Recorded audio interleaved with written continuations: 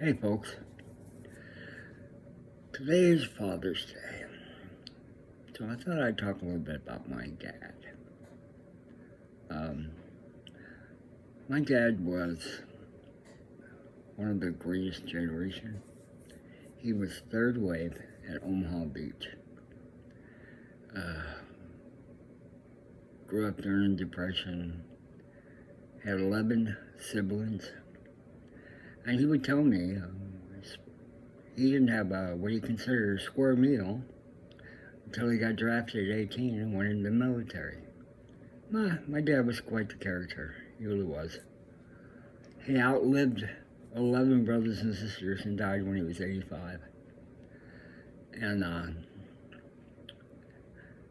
he was quite a character. He loved dress, fancy. He loved girls, women, much to the chagrin of my mom. But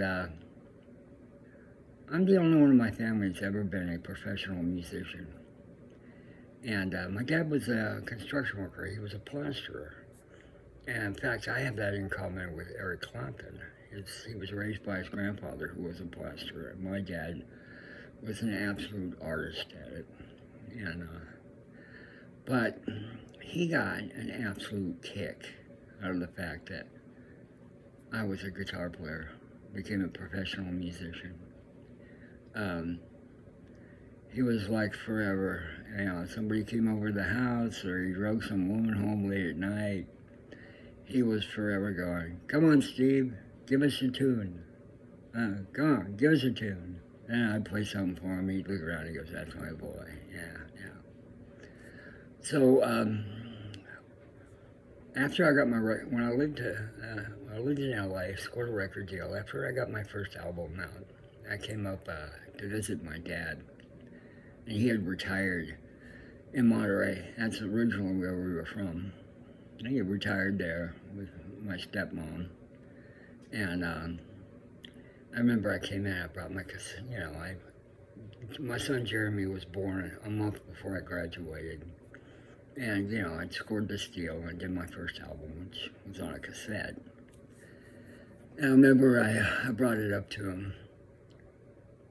And he was looking at it, he goes, he says, "Stevie, that's you, huh?" And I'm like, "Yeah." And you gotta remember, nobody in my family has ever done this.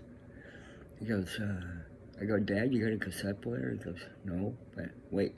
And so he checks off down the street, goes to the local store, buys a little boom box, comes back, and puts it in there, turns it on, and he goes, "Wow, is that you singing, Stevie?" And I'm like, "Yeah." "Playing guitar?" "Yeah, that's your picture, right?" "Yeah." "Yeah, you write those songs?" I go, "Yeah."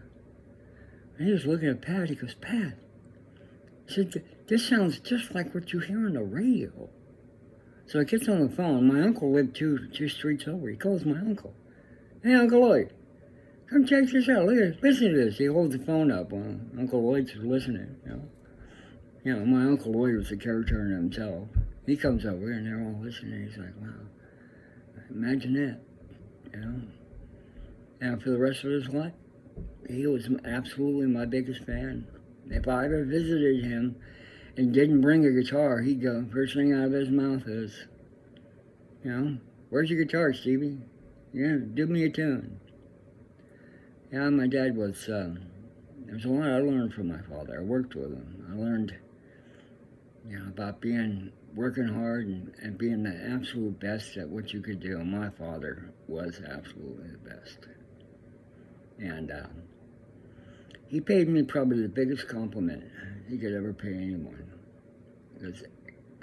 Because my father was such a master, he'd go on a job site and everybody knew, "Hey man, the guy's here." And he once told me, he said, "Steve, to guitar playing, you are to guitar playing what I was to plastering." And that meant a lot to me. Yep. So every Father's Day, I think that old saying goes back to my mind. "Come on, Stevie, give us a tune."